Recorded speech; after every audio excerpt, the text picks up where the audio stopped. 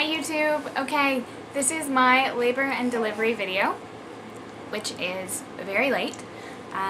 Sophie is now 7 weeks and 4 days, Monday, Tuesday, Wednesday, Thursday, 4 days. And I should have done this like right in the beginning, but she's right here, so you're gonna hear her fussing because that's what she does. So I'm sorry. Okay, so my water broke on August 20th or I guess August 21st at 3 a.m. My boyfriend was gone for a bachelor party 3.5 hours away, drunk out of his mind, because that's what you do at bachelor parties. There were so many guys. It was like 30 guys and like 30 beers per guy. It was a mess. But anyways, that's the night my body decided to go into labor. My parents weren't here. They decided to go to the cottage. So they were over an hour away. So I was here by myself. And I kept joking, saying, oh, this is the weekend that I'm going to go into labor. Just watch. And everyone's saying, no, no, no, you're reading too much into it. You're fine. Yeah, no, I went into labor. I woke up and I had to pee. Actually, let me backtrack. I was trying to go into labor. Just to show everybody, like, see, I told you so. But I didn't actually think anything was gonna happen because I'd done everything before. So anyways, I went out with one of my girlfriends and I walked up a hill. I ate a spicy green chili sub from Subway. And then I promised her my entire pregnancy that I would go to this dessert place and eat this massive waffle, which I'd never done. I'd never actually eaten a waffle. Not by choice, just hadn't ended up in a waffle place. So anyways, I ate a waffle the size of a dinner plate. They could have literally rolled me out, like, but it was so good. So anyways, I did that. So the three things together. Oh, and I painted my toenails. And I still wonder if maybe me trying to bend over, I popped my water myself. I don't know. But I had this thought that if I did go into labor and all of these things worked, that I was not doing it without painted toes. So I did it. Still don't know how I reached over that giant beach ball, but I did it. Mission accomplished. So anyways, where was I? Okay, what happened next? Yes, I woke up at like 3 in the morning and I had to pee. So I went pee. And then I was done going pee and I was still peeing. So I didn't understand, and I was like, no, no, no, this isn't my water breaking. Like, you're supposed to have like a big gush. So anyways, I stood up over my bath mat just to see what it was, and it was pinkish fluid, and I was like, oh no.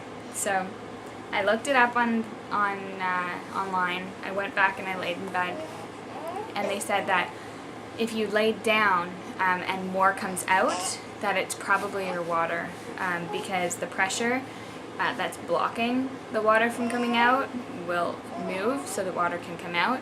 So anyways, I did that, and yeah, there was tons. So it was my water. So I called my mom, and I told her what was happening, and then I tried to call Justin, and he didn't answer his phone. I called him for hours, and he didn't answer his phone. I tried to call his friends. Nobody was answering. So I guess they really didn't think it was going to happen. But I did end up getting a hold of him.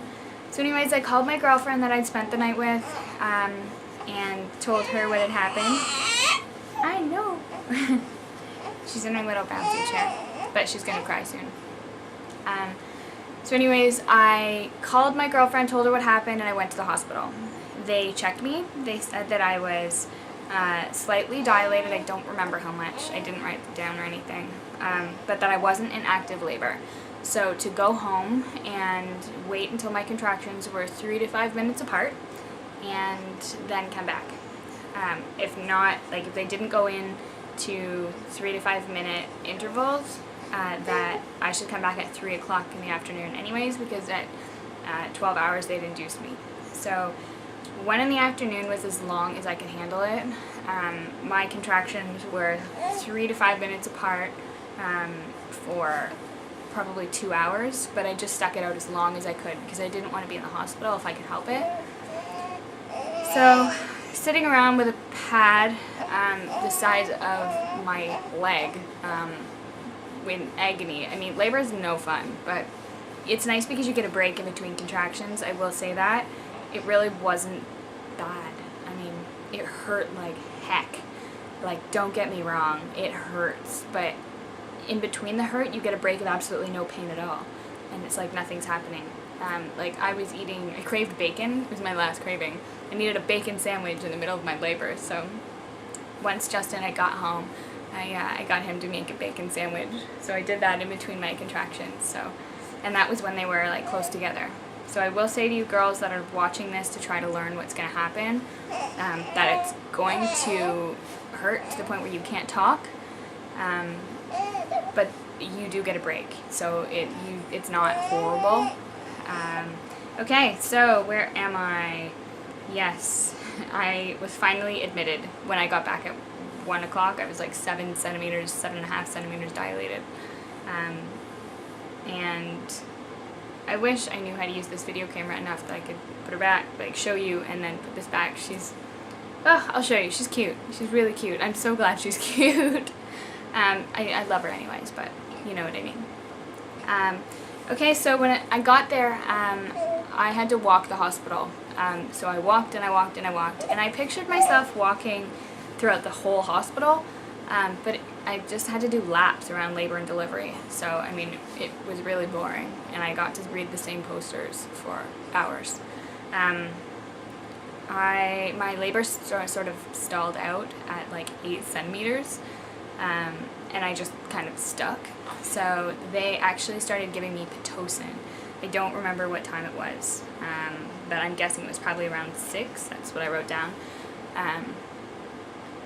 Yeah, so around 6 p.m. they gave me Pitocin, and at the same time I got my epidural. Now the epidural was the worst part of the entire pregnancy, labor, and delivery. The guy that did it was a student. I asked specifically not to have a student do it, but they insisted that he was the best, it was no different, so I just said, okay, sure, no problem. I'm not going to argue with a whole bunch of doctors, nurses, and an OB. So he did it, and the first one didn't work. And it hurt so badly that I screamed. And the entire labor, I didn't make a peep. Like, when I'm in pain, I'm quiet. And I screamed. Now, that's because he didn't do it properly. So, again, girls, the epidural is not that bad when they do it properly. But anyways, they did that. They make you bend over and they put the first needle in that freezes you, and that didn't hurt too bad. Everybody said that it does, but it didn't hurt me too bad. And then they, when he feeds in another needle, it feels like he's taking a snake, like the tool, like a snake, a wall snake, and putting it up your spine, and it tickles. Like, it tickles, but it hurts. It's like if you've ever... Imagine taking your tooth out and having like the root there and like pulling on the root and touching it. Like, oh, it's the worst feeling I've ever experienced in my life. So that wasn't fun. But then they did it again and it wasn't quite as bad. And then it worked almost instantly and it was amazing. So yeah. But now I did have an allergic reaction to the epidural. I was so itchy. They almost gave me Benadryl, but it was too close to when I needed to push. When I finally did get the epidural, and I would have just passed out, so I didn't take it, so I just itched. I had to keep waking Justin up, because we were both trying to sleep, but my labor was 24 hours. We were both trying to sleep, and I had to keep waking him up. Justin, please go itch behind my knee, itch my foot, itch my leg, like anything I couldn't reach, so he did. He was great through the whole thing. Okay, so 6 p.m., at midnight. Now, I don't know if I got it actually at 6 or later. I'm sorry, this video is all over the place. I really should have made it sooner. But anyways, at midnight, I started to push, and pushing wasn't that bad. They didn't turn my epidural down, which I thought they were going to, but I was able to feel through it, and it didn't feel like a contraction, but it kind of just felt like a bit of pressure. So that was a contraction because I could see it on the monitor. So I pushed, and it really wasn't very hard. It was like I was good at it. Like it's truly a natural instinct, thankfully. So I pushed for about 3 hours, like 2 hours and 48 minutes to be exact, and she was born at 2:48 a.m. on August 22nd, and she weighed 6 pounds 2 ounces. Now I will say that I did not plan on using the mirror to push. They asked me, like, they gave me a form to fill out whether I wanted it or not, and I was like, no, I don't want to see that. But I guess I got bored and I didn't feel any pain or anything, so they asked me, they're like, do you want to use the mirror? I was like, sure, why not, let's try it. Yeah, I did it once. It's super gross. Yeah, the area between your vag and your butt, like your butthole, it gets really big and it's really strange. Yeah, I didn't want to see it again, but I got to the point where I could see her hair coming out. She was born with a full head of hair, so you could see hair, and then she'd go back in a little bit. Ugh. It was interesting. I'm glad I did it once, but these girls that watch this stuff, I mean, it's gruesome. You girls are brave. I know it's natural, but ugh. I'd much rather just see the blue sheet or whatever. Yeah, so that was that. It really wasn't too bad. Let me show you my belly now. Now this is gross, actually. This is the gross part. Never mind labor and delivery. I have the worst stomach in the world now, so we have to work on this. Okay, so this is 7 weeks. It's gross. My belly button ring, it closed on me. I had it for 14 years and it closed.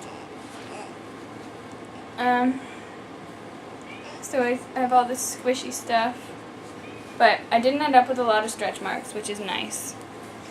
And I thought that I was going to, so that's good. I just a few, and I can handle a few. That's fine. They're battle wounds. I can do that.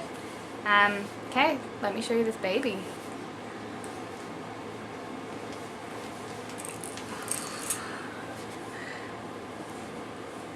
I don't know how much bigger she is from the video I took before. I say, hi, Soph. Hi, baby. Okay, that's my hair. Thank you. Thank you. Thank you. She's starting to learn to balance her head a little bit now, which is nice. Not a lot, but a little. It's kind of dangerous because she wants to throw it around. She has super bad gas all the time. I'm breastfeeding 90% of the time, but there's usually one point during the day where I don't have enough milk and she's hungry, so I top her up with a bit of formula. But other than that, I'm nursing and she's pretty good. We're figuring it all out. Yeah, that's pretty much it. So I guess I'll give you guys an update in a little while, now that I finally figured out this camera. I finally got a video camera, so I'm not using my little digital one that shuts off on me every 5 minutes. So it should be a little easier. But she definitely looks like her daddy. I don't know if she's going to look like me. She got my hair, but that's all I know so far. Yeah. Let's say bye. Okay.